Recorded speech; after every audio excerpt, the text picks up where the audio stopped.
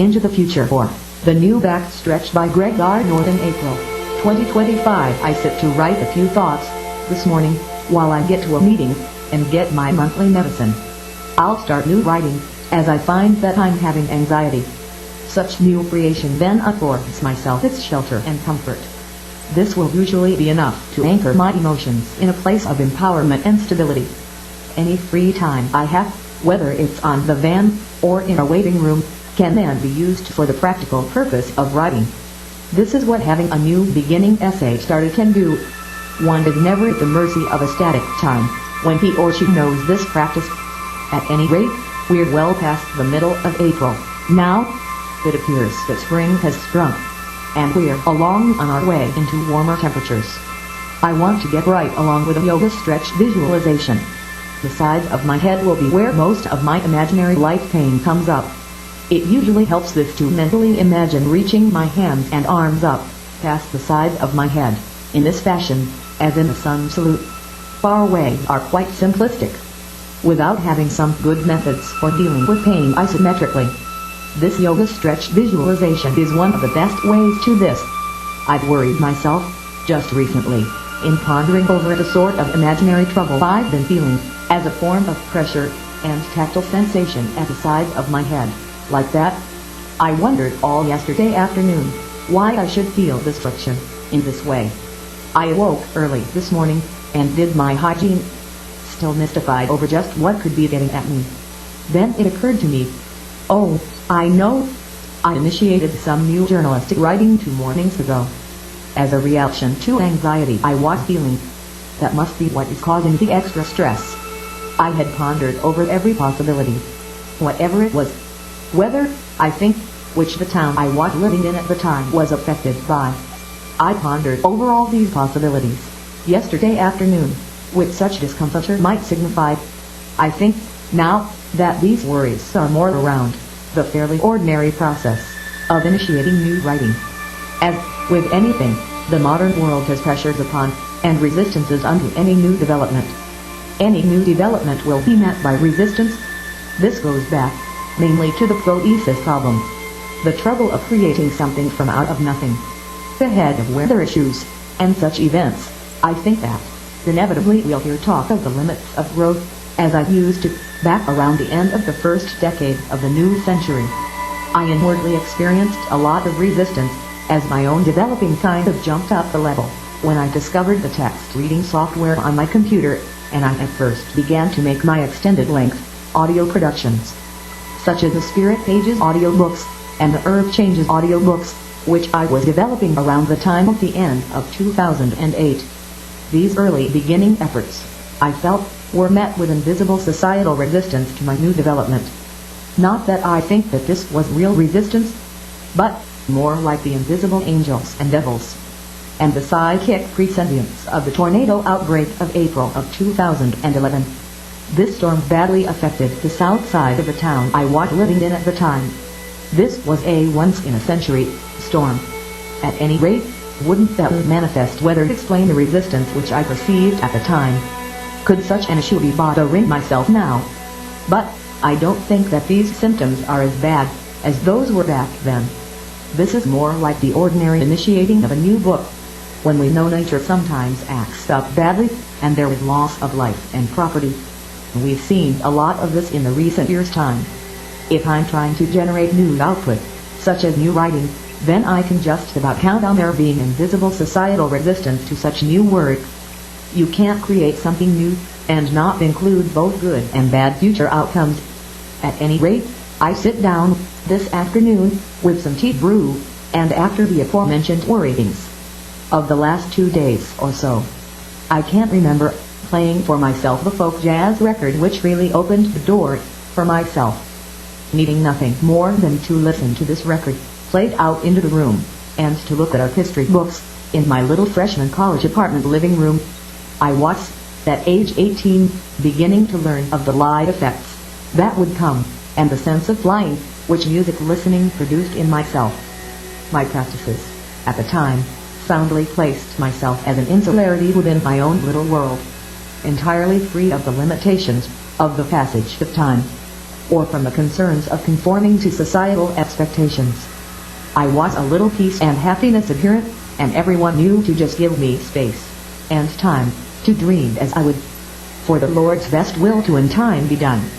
This youthful exploration was itself a halcyon time of some reflection upon a happy childhood and school years. And I was awash in the wonder of the new world to come, things which I wasn't consciously keeping track of at the time. How the passage of years on up through the 1990s to the turning of the ages and of the Christian millennium, our new century in America, would bring unlimited information into the palm of everyone's hand. These dreams teased me, beckoning for me to explore in my own artistry the images and dreams as which would come. Even now, this afternoon, I scan across the years which have passed and realize that I've taken my modern roles and consciousness in this world so much for granted. These music albums and videos, this artistic art, the good feelings which I nowadays enjoy almost all of the time, needing only a cup of coffee or tea. All this began with the crudest of explorations into those phenomena of spiritual light and the sense of flying which music listening brought to me. Today, I've learned to be productive. I can't see how having of time on my hands can equate directly to me equity. And I instinctively know, after all these years, not to squander good time solely on cheap talk and caffeine drinks alone, but to think about the having of something to show for the time, something to mark the passages of the days, weeks, and months, into years and decades.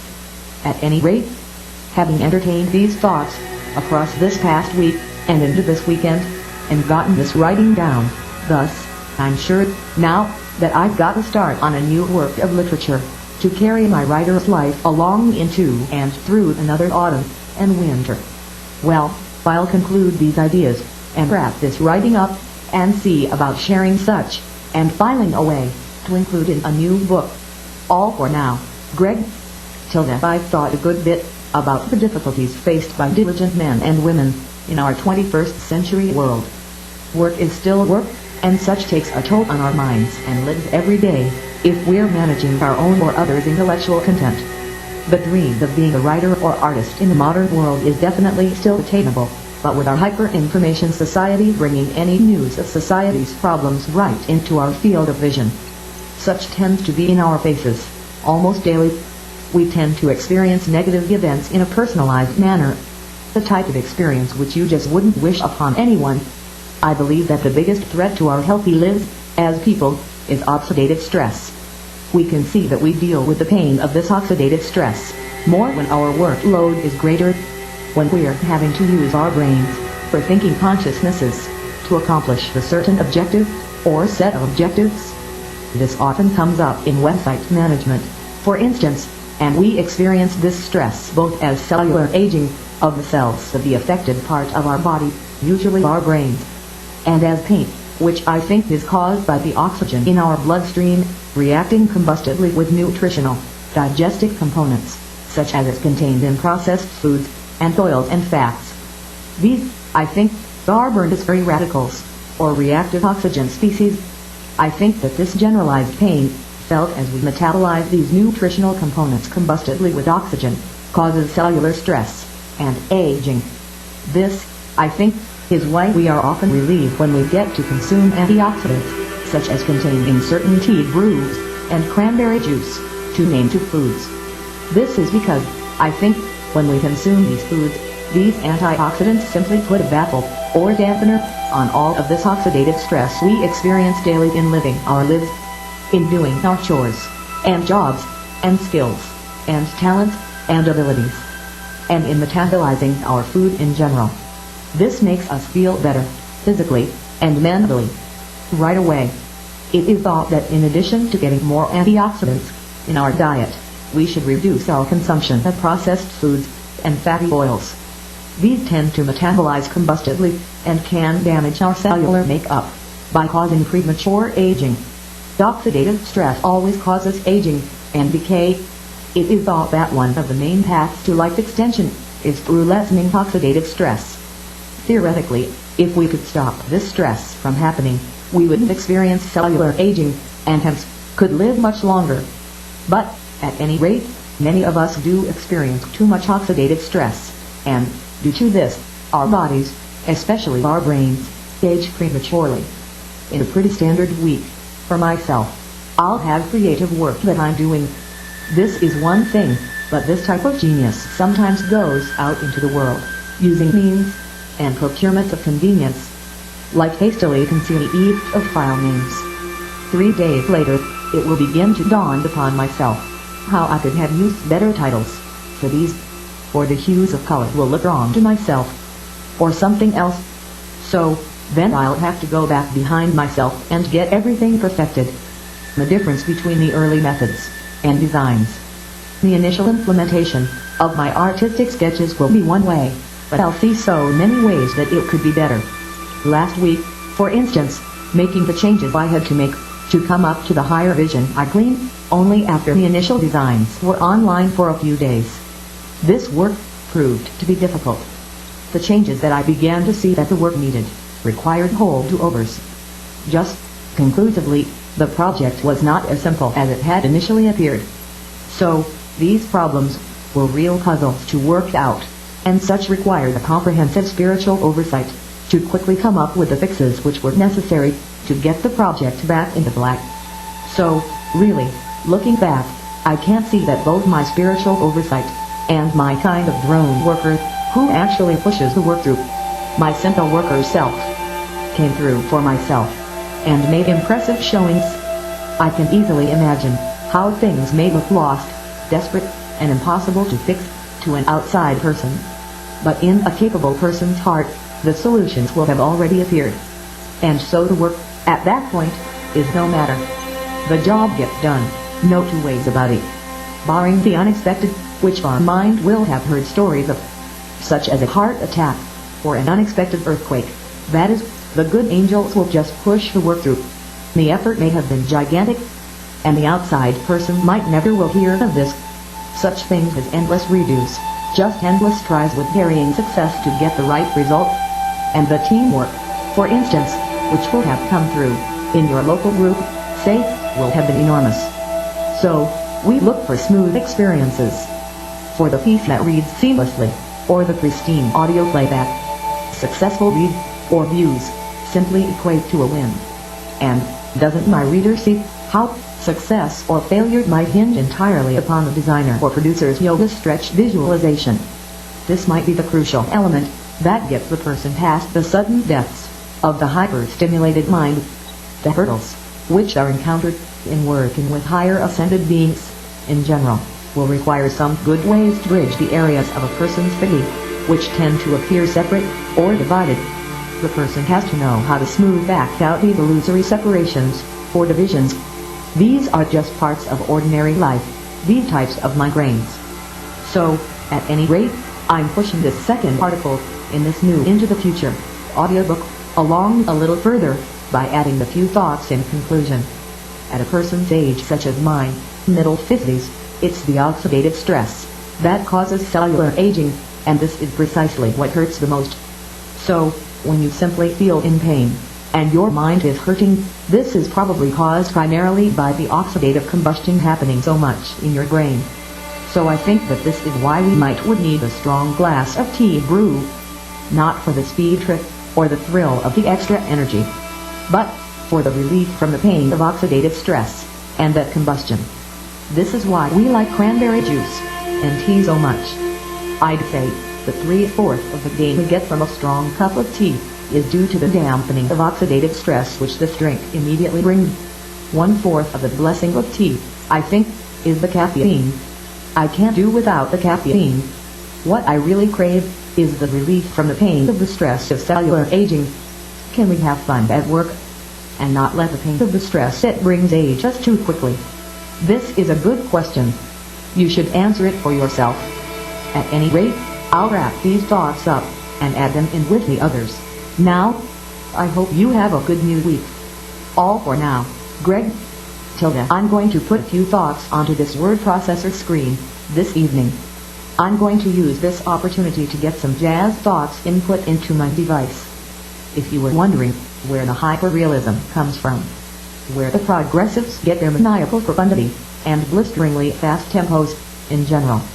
Then you can think about how quickly our world's political climate gets topsy-turvy, as in when a large oligarchy starts a military buildup along the peaceful nation's border. Such an intensity shift lives in infamy, as from experience through the years, progressives will know this kind of insanity by heart. Through the decades, back into the 20th century, and beyond, this maddened, electrified, hyperbolic state emerges in a people's music, time and again. We all will have felt the international trauma time and again. So many musicians will know what that's like, and will be experienced in the vitality. Such is a part of the modern musical landscape. In world music, our expression is always somewhat in the context of world politics, and modern wars are always very painful. Theosophy is the world's oldest belief system.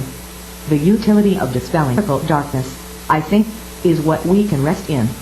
This involves shining of light into dark, occult corners. The 20th century intellectual world was built on this theosophy. It just so happens that this is at the heart of the modern politics as well. But this is something, the principle to put into implementation, rather than a facade to hide behind. The problem is that so much of our times will be in between moments, when our passive natures tend to take over.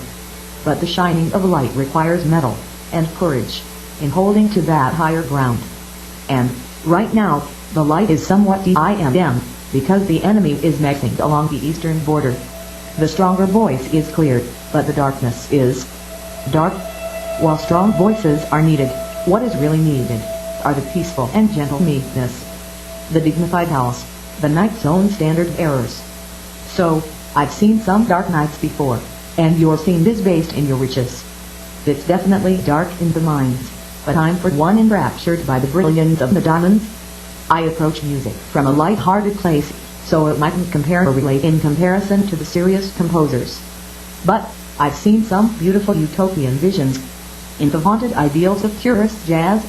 I hope these words aren't too much of a distraction. But, since you happen to be poetic royalty, no one can tell you how to think, or how to act. When God is in the thing, it's a classic. Bronze, iron, steel, titanium. If a thing is meant to be stronger than anything else, it will contain the properties of iron, or steel. This is the rigid structure which is channeled, downlinked from the stars. As we set steel beams, welded and bolted, into place, we'll think of the years of usage that will come.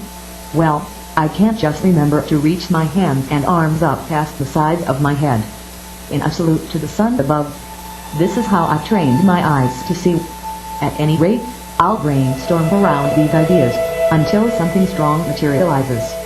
With many tries at the goal of successful writing, I and my spirit immortal gradually fill this article out, and build up this establishment. Tonight, I'm going to try and stay with my sobriety, here. This is not the last time I'm going to say this. I've been clean and drug and alcohol free for 22 years. I've got to hold on to my sanity, and innocence as well.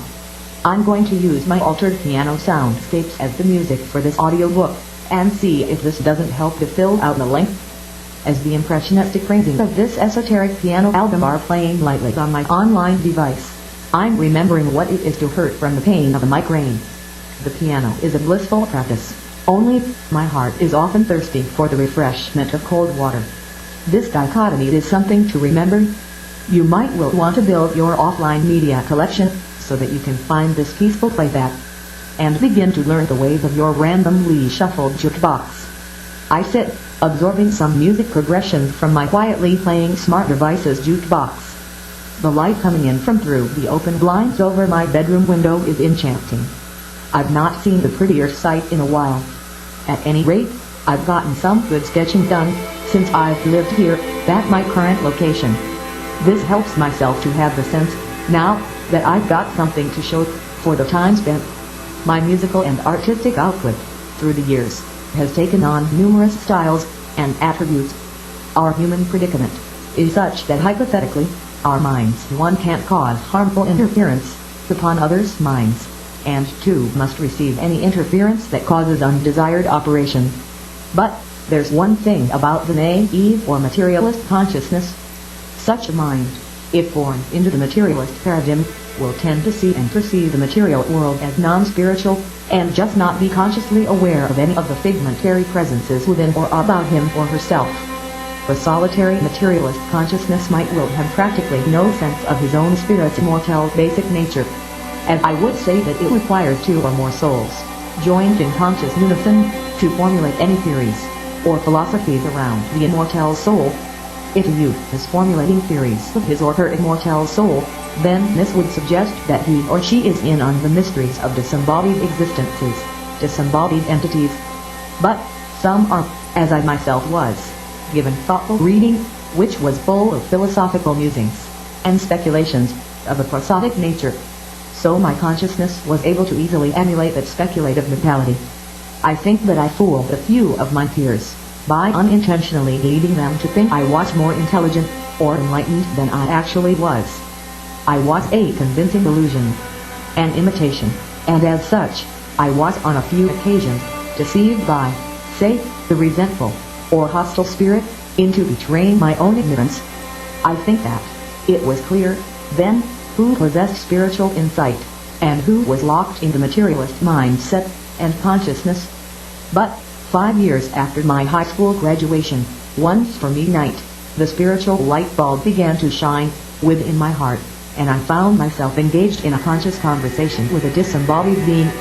This first step was hard to coax into happening, as my teenage subconscious and unconscious mind definitely had always hugged the shadows, so it was almost a physical transformation, this awakening of myself to the others within and about my own self.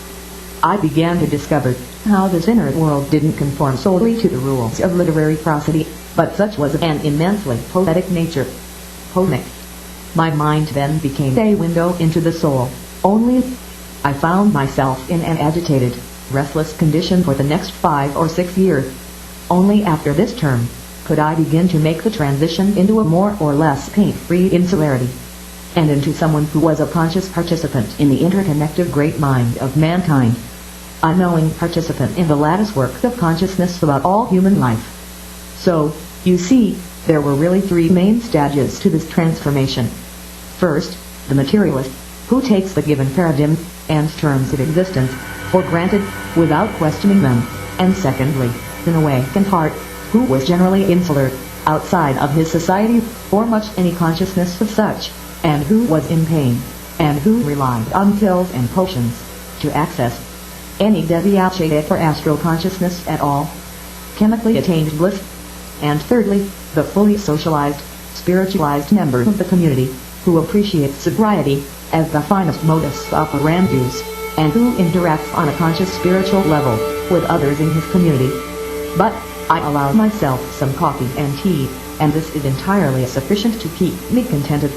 At any rate, doing writing, music and art is pretty thankless work. But my spiritual side is always ready to show myself attention for this craft. And appreciation can come from unexpected places, like from the songbirds in the backyard of our place here. As if you listen very closely and pay attention to inflection and tone, you might hear them talking amongst themselves of such a mystical, dreamed of phenomena as a three-eshnut. In fact, you yourself might get to be a three-esher. Just some thoughts. I hope this writing finds you peaceful and contented, and that you can subdue your passions and get past your cravings and just be happy. After all, a cup of coffee is a very precious thing to have, indeed. Well, all for now. I'll send this article along your way now. Greg. Till next, starting this 4th piece in this new Into the Future audiobook this morning, I'm just going to throw some ideas out to see how they appear visually on my screen. Time in putting these thoughts while waiting in our home's dining area to get our morning medicine. This usually only takes a few minutes, and I'll be on my way. This is Wednesday, the last day in April this year. We're expecting mainly hazy sunshine today, and I think the next 3 days are supposed to be rainy. Our temperatures are quite warm and humid today. We'll be glad for our air conditioning.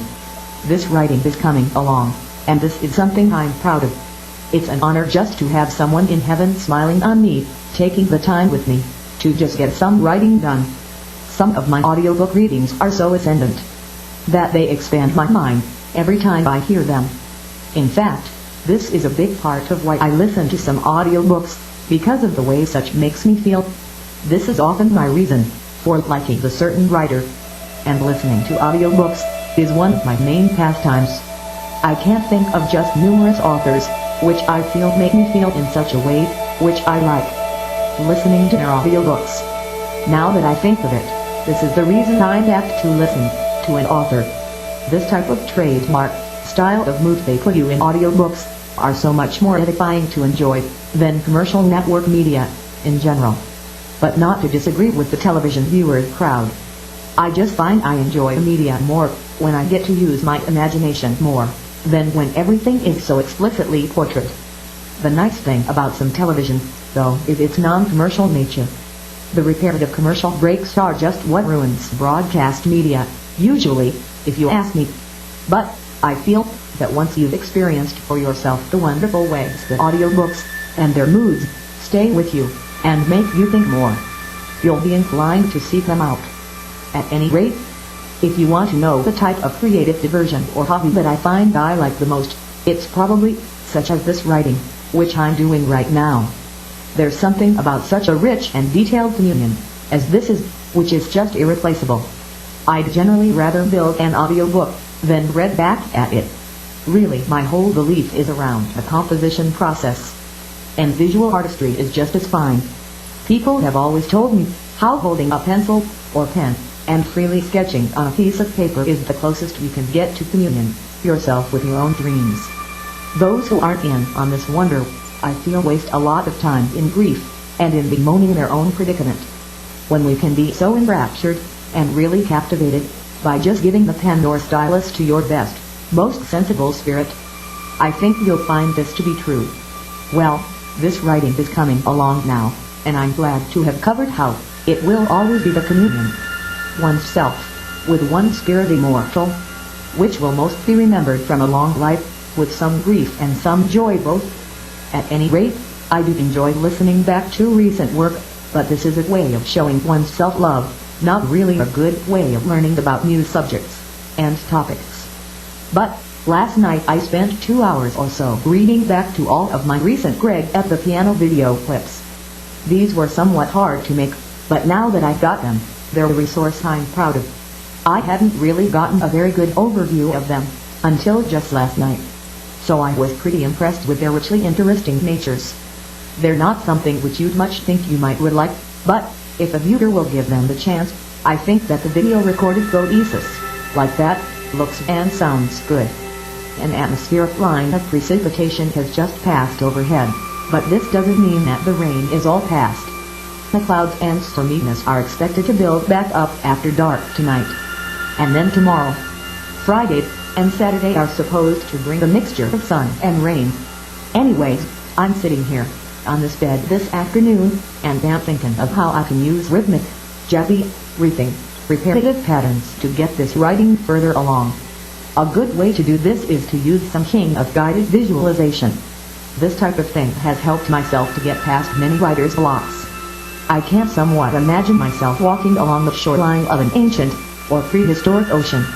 The pebbles and shells and sand and seaweed upon which you walk can symbolize the world of conscious waking local phenomena. That which is immediately visible, the world of consciously perceived phenomena. The ocean surf may symbolize the world of subconscious impressions. The waves slapping against your shoreline are, perhaps, the impressions just below the levels of your conscious awareness. The distracting tactile sensations you feel around your five senses, eyes, ears, and facial skin surface especially, seem to stand for the vast ocean depths, its currents, its waves, its inhabitants, and its temperatures. The clear sky arching overhead might stand for the purely unconscious reaches which you may ever learn of. Ongoings in other places, the truly unknown reaches. Who we were before our birth, and the questions of the ultimate natures of the soul, and what we see after our physical death. Those things which God is in control of, such as the precise time and nature of our death. This for most people is a question which is just as unanswerable as is the questions of, is there life upon other planets? And, how can we peer into the future, or alter or amend the past? So, with some effort, on my part, and on the part of my spirit guide, you can see how we can peer into realms we mightn't have otherwise. A guided visualization like this is like a hollow dome, which you will be able to think of and move around inside, for the rest of your life. Because you've gotten it written into your latest book project. How can we fabricate, or allow a piece of real estate, which is all ours, and which no one, then will be able to take from ourselves? Create purely imaginative visual and sensory lands within the spans of the written article. At any rate, was this piece added into my new Into the Future audiobook, my work will look and feel better. The creative game, like this one, or just most any work added into my latest project, makes the time a lot more fun. A good comparison might be what I remember from getting picked up from school early by my dad for a family trip down to the beach. Such a thing really makes you feel special, and then there's almost no end to the happiness. Such as this would just be like the rare treat which you got to be a kid again to discover. There's no other way. Such indeed might be sufficient reason to be born into life again. I haven't thought of this as vividly as I am now, in a long while. Well, I hope we have a great month of May, and somehow learn to forgive ourselves for what our eyes have, too many times, seen. Peace is a certain kind of result that everyone wants to learn of, and recapture, and emulate over their entire lives. We'll try for it, even if the odds may seem against. Well, I'll wrap this article up, and add it in with the others. Now, all for now, Greg. Till then I might have been resting so good, a perfectly fine night. And then I'll begin thinking, turning ideas over and over in my mind. Good, novel ideas. Innovative thinking. If I'll at once apprehend and grasp what is happening, then I'll see. These ideas are meant to be written down. You'll see, if you find yourself in this sort of place, if you'll make this one connection, and write those inventions down, you'll later thank yourself 100-fold.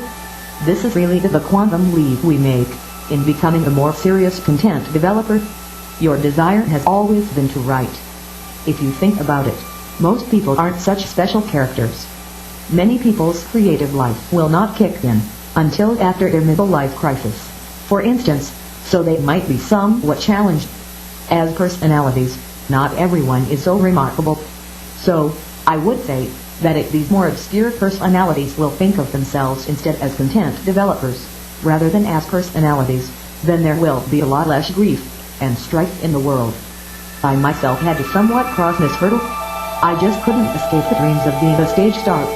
Though I struggled to put together strong and durable podcasts, and I think succeeded, I was somewhat tormented by dreams of being a personality on a stage.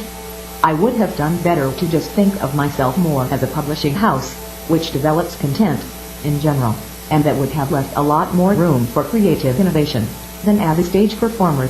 I think I would have come around sooner. Well, anyway, you can see, I've put together my Greg at the Piano video clip series. I think that this has sufficed to get my performer's image out. Who I am, and maybe more importantly, who I'm not. So with this type of work explored by myself, I feel really freed to explore other modalities than just a stage piano player. At any rate, these are the ideas that were running around up in my head tonight. Writing them down goes a ways toward my keeping my sanity. Because, the more one thinks, and doesn't get the thoughts down, I feel, the more invisible he or she becomes. So this is really an important lesson.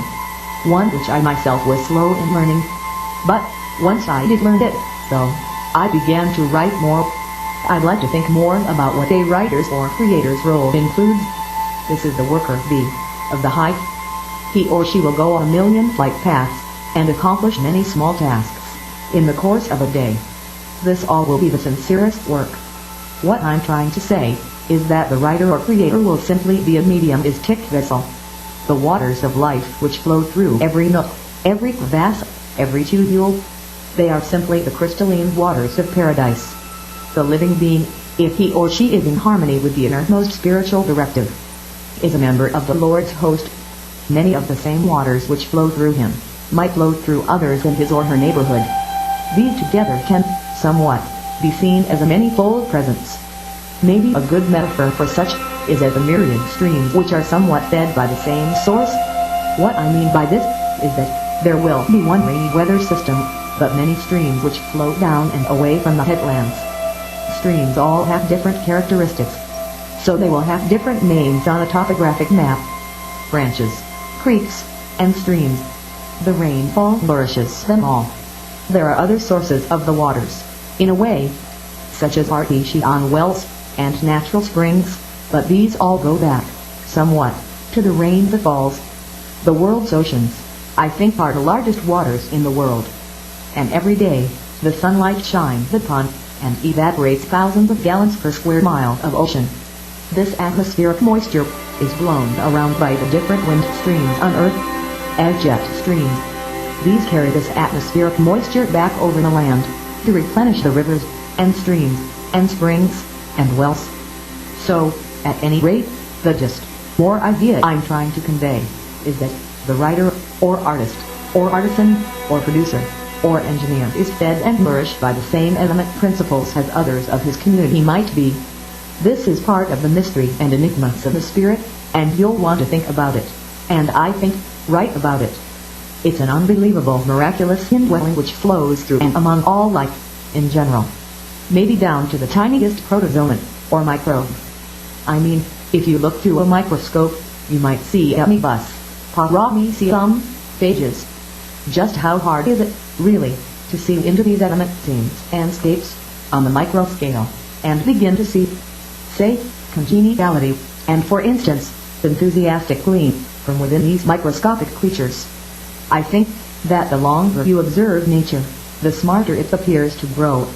As someone who's looked at a lot of avian ways, as well as many different types of furry animals, such as squirrel, opossum, groundhog, field mice, shrews, and moles, and skunks, and even wolves, and coyotes, as well as armadillo, salamander, and frogs. Many kinds of insects, arthropods, and arachnids, centipedes, and millipedes. These are all different branches on the tree of life, and they all appear to be expressions, somewhat, of a central source. At least this is my view. They appear to have the same, or similar, animate principles expressing through them, is what I'm trying to say. Humans are pretty unique, because of our tool usage. So, what this means, uniquely, is that higher intelligence can work through us, as having such a design as we do. We, some of us, have been able to develop, and build, and implement, binary information technology, and we just thrill in our archiving and cataloging, and storing, and researching, and accessing, our information. Well, anyways, you get the idea. The writer, like myself, is more or less most concerned with being a clear, lucid, or translucent medium, for the animate spiritual principles to flow through, in the forms of written language, and artistic visual expression, and musical expression, and all of the forms of environment sampling technology, such as video cameras, and still cameras, and microphones. At any rate, I'm just the worker bee. I want to move when the boss says move. I want to be able to get my word processor out, and without delay, go right to some medium is ticked writing. Because ideas flow through, sometimes, and they're raw materials for thoughtful mediumistic writing. So, and I'm always springboarding. I'll leap from one idiom, or media, to another. And the relationships with my peers in my home family, and my extended friend group, and biological family, often suffice to stimulate innovative thinking.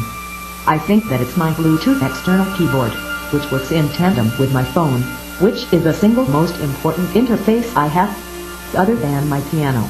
Of course, my desktop computer has to be used for mixing, and editing, and producing, but having the Bluetooth keyboard lets me get to writing anytime I have it and my smartphone near me. Well, you can see some more of the ideas going around in my mind tonight. I wouldn't have wanted to let them get away from me. Instead, I definitely like to get them onto lasting media.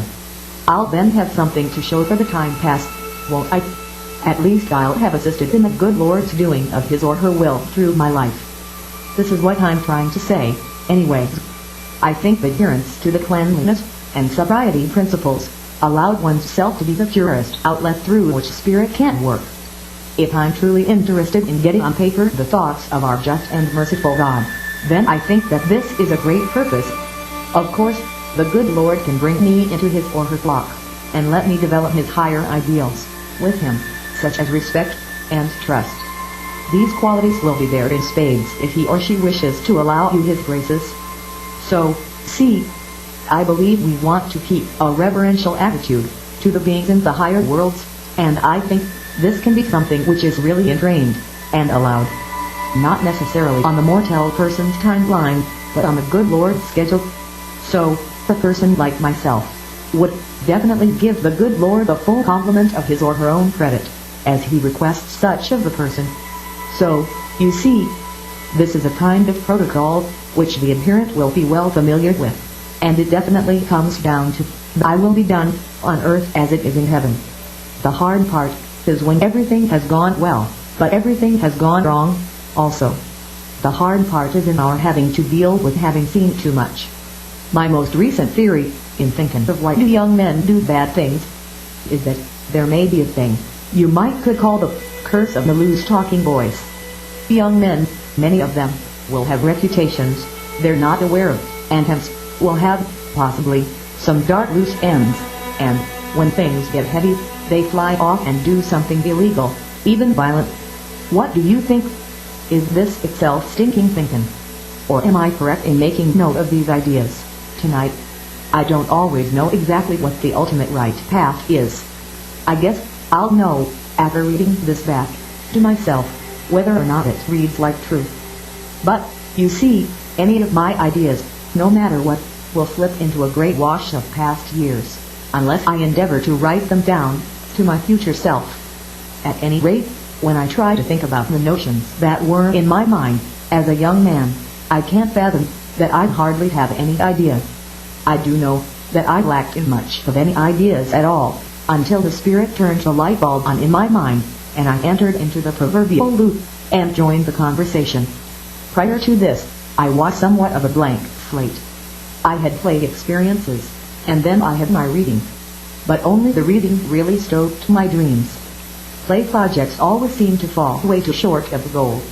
I entirely lacked the grown-up ability, or art form. Anyways, you can see how I wish I could have recorded at least some of my rational thoughts from those formative years.